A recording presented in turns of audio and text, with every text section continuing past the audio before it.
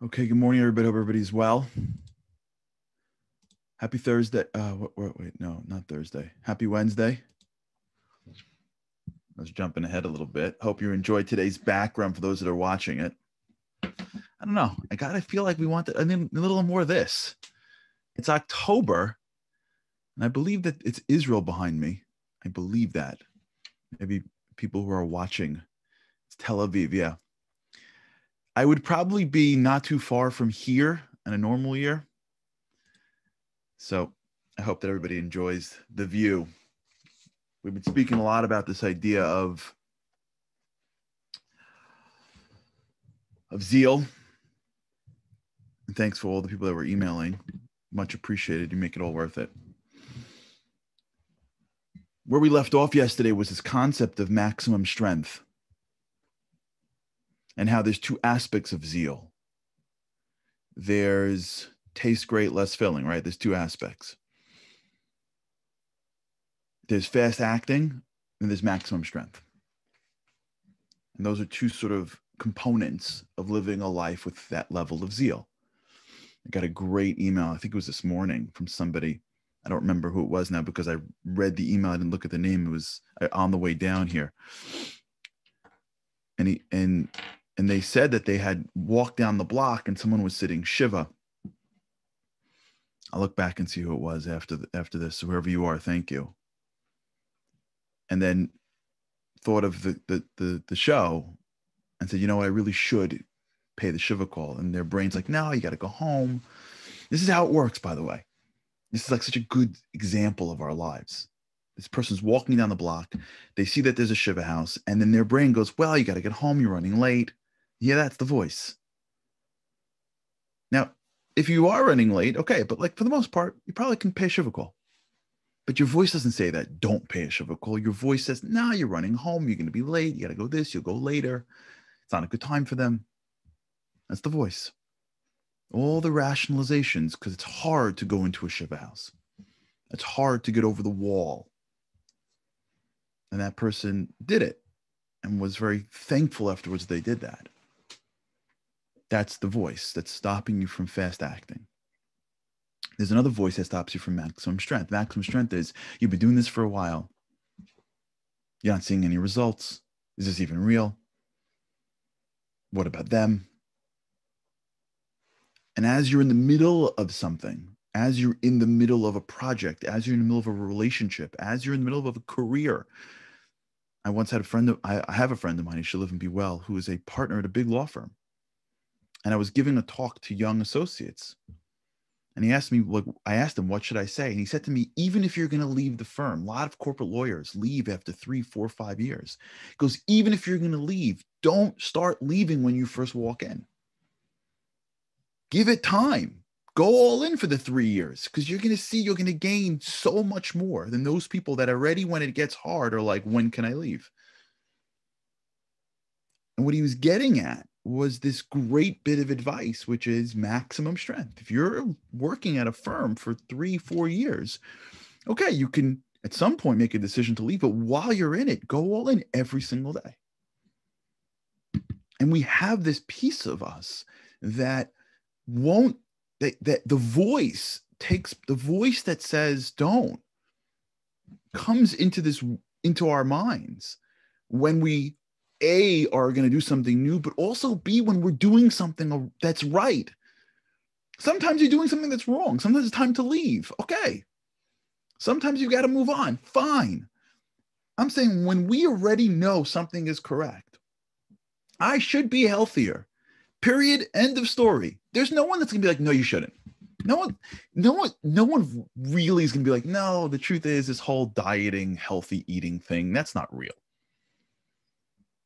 You go extreme, fine, don't go extreme. But nobody thinks that, the relationships that are in our lives for a while, if they're fine, shouldn't be sustained. Nobody really believes that the relationship with the creator and growing in that way is something that's not worth the time. It's just that as we go through the journey becomes less enticing because we're so used to new stuff. We have become so addicted to things that are new that it is the newness that we like. We don't even like the thing. It's that it's new that we like it. We get addicted to the feeling of something that is new. So that's why we want new stuff. When you go shopping, you're excited to wear something new. My wife said to me the other day, she said she wore something that I thought was very beautiful. And I commented how pretty it was. And she said, well, it's 5 years old. I'm like, okay. I guess I didn't understand that if you wear something that's 5 years old, that's like, I'm like, that's amazing. That's awesome. You got it. And it's 5 years old. And she said it like, I found this in a positive way. She said, I found this in my closet. Oh my gosh. And now it's in stock. And I'm like, well, I didn't even notice. I don't even know the difference. So there's a concept that everyone has, not my wife. My wife is a regular woman, like people have, to buy new stuff. And it's wonderful. And you should get new things. And there's a mitzvah, I believe. It's not, I believe, there's a mitzvah to buy new things by holidays. And what could be better than to buy something and to feel good? And we should feel good. We all like new things. It's wonderful. Get new stuff. But don't allow the feeling of new to replace what I am striving for. So when I am involved in something for a longer period of time, I am searching for the newness. And as a result, I lose my ability to have maximum strength to close something out. Because the real greatness is figuring out how to make something that you're doing for a long time feel new every single day. That's really the counter to the voice of newness.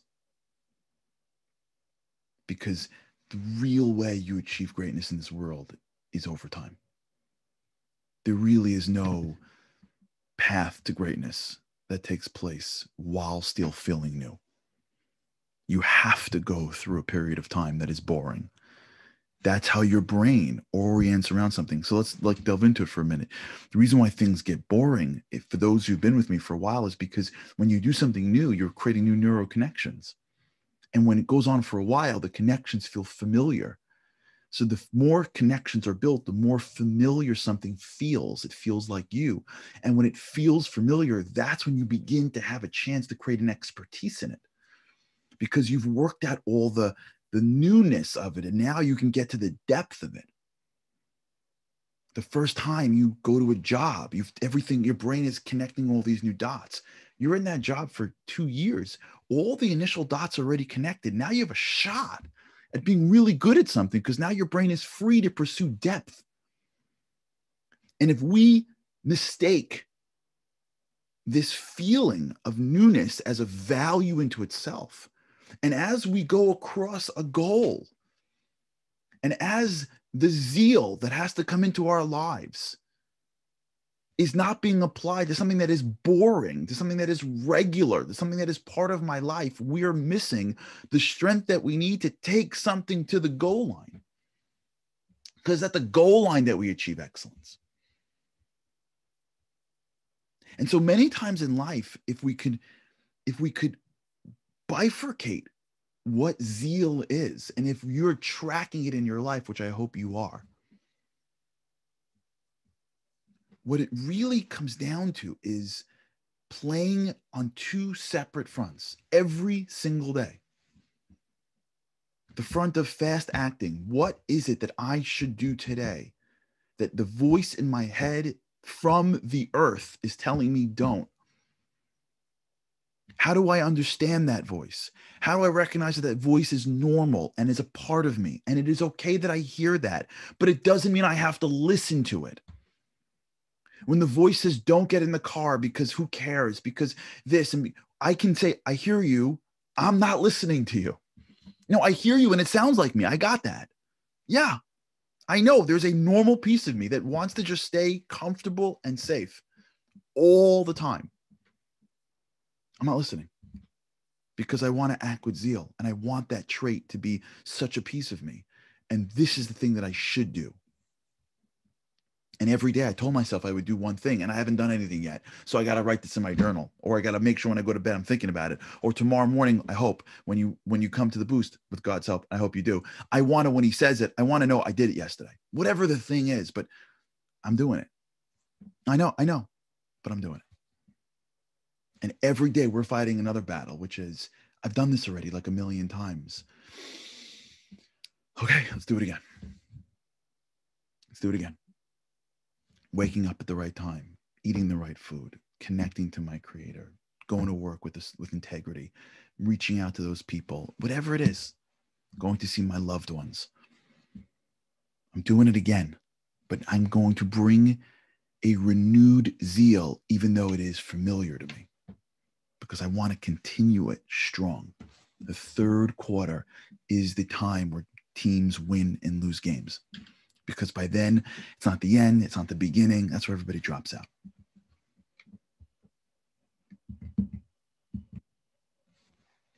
Now, if you're listening to this,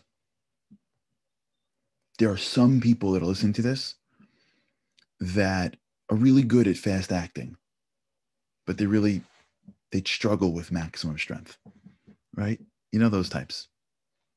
I happen to be one of those types where I find it easier to do something new, and I love that. And then as a project continues on, I find it harder.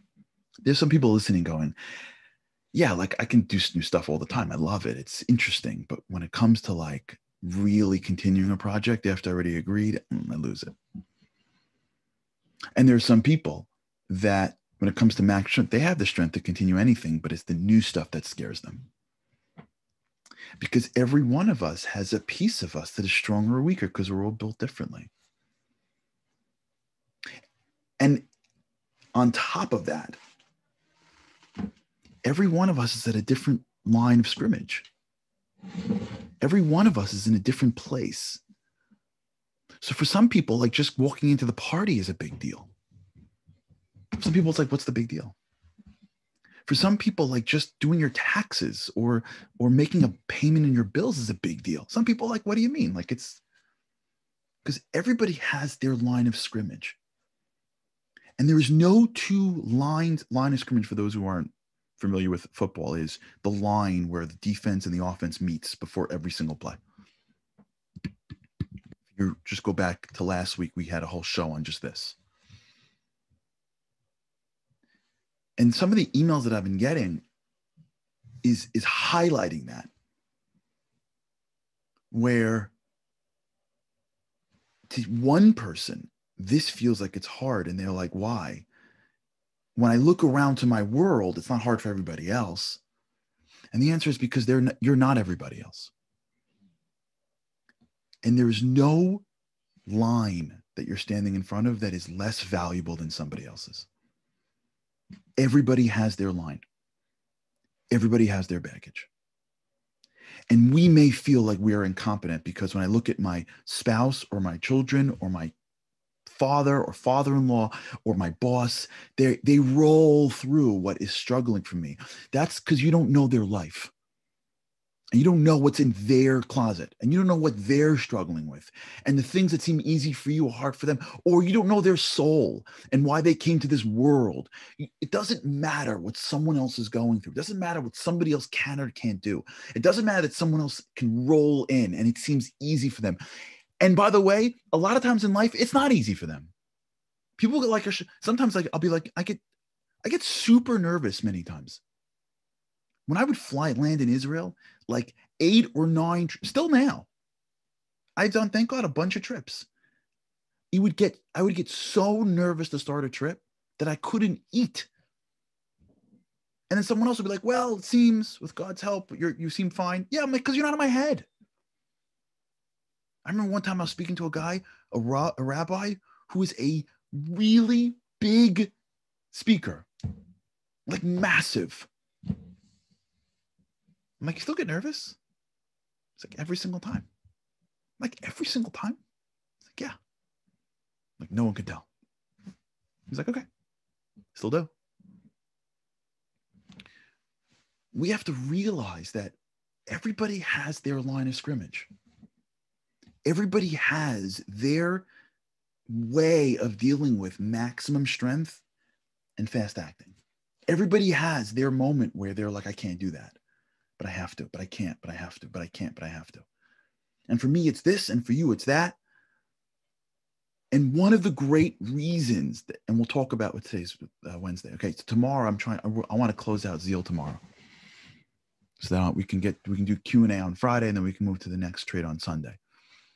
So there's one more element to this, but I want to sort of take it now that we've gone through maximum strength and fast acting to this level of the scrimmage, which is one of the things that block us is that we feel that like what's in front of us isn't normal or isn't like everybody else. That's the voice. There's another voice in our heads. There's a lot of voices, by the way, in our heads. If you realize once we get through this, we're going to realize that we all have issues. It's okay. It's called being a human being. If you're born with a soul, you got issues. Period. Because you got a body and a soul. It's a fight. That's called life. The only time you're not fighting is when you're sleeping. Me and you just can't realize it. Or when you're just conking out in front of whatever screen is allowing you to numb life. But if you're up and you're playing, you got issues. I got issues. We all got issues. That's called being alive. That's the joy of life. Because you know who else has issues? The quarterback who's got 4 big, huge guys, 250 pounds and stronger, trying to sack him. That guy's got issues, right? If you walk down the street and 4 guys, 250 and plus, knock you down, you got issues. If every time you stand up, they try to knock you down again, that's called issues. Guess what? Professional players have issues on the field. Professional people who take their lives that seriously have issues. It's okay. We have voices. It's okay. You're supposed to have voices. And there's the voice that says you can't. But there's also the voice that says there's something wrong with us. Why this versus that? Why this versus that? Am I getting far enough? Am I doing enough? Am I growing enough? We have to now question even where we are in life. Don't listen to that guy or that woman, depending on if you're a guy or a woman. Don't listen to that voice. It doesn't matter where you stand. It doesn't matter where you are in the field of life. It doesn't matter what is hard for us or not hard for us. What matters is that we just push forward every single day.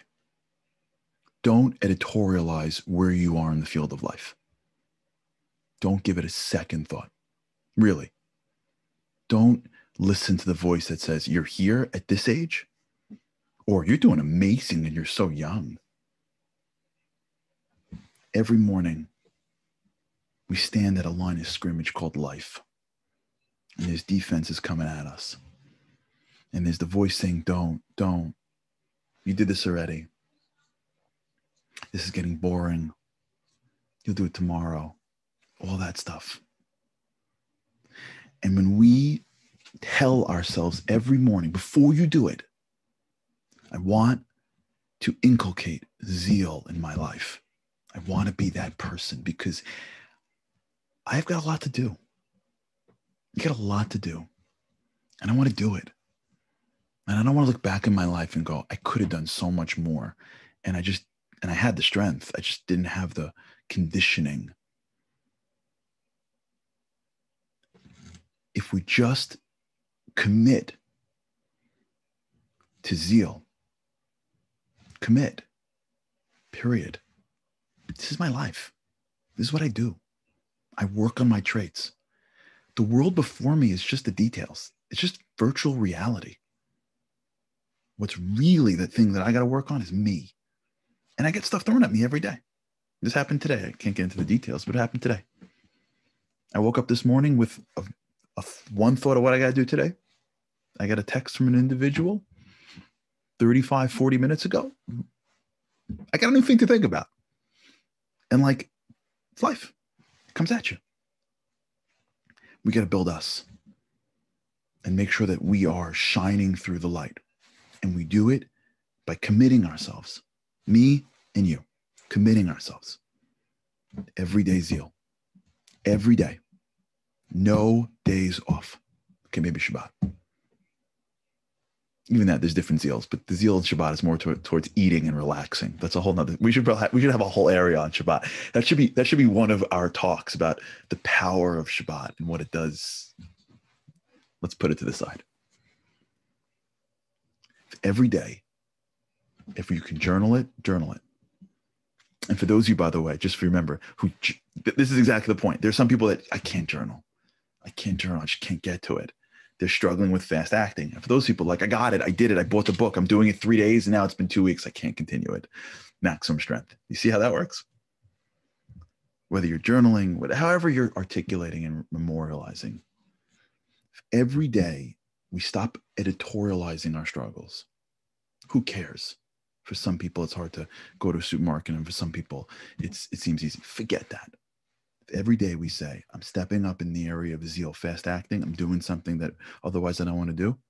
And if every day I'm pushing in maximum strength, I'm going to my life and pushing through with a renewed vigor, even though it's the same thing.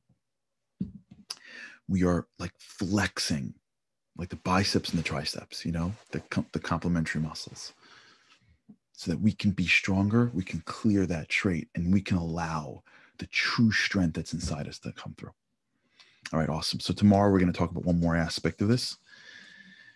And thanks so much for tuning in, and thanks for all these comments. I'm loving them coming through. And thanks for being with me, whether it's live or watching it at any time. Really appreciate it. Have an awesome day filled with both areas of zeal, and with God's help, can't wait to see you again tomorrow. Have a great day.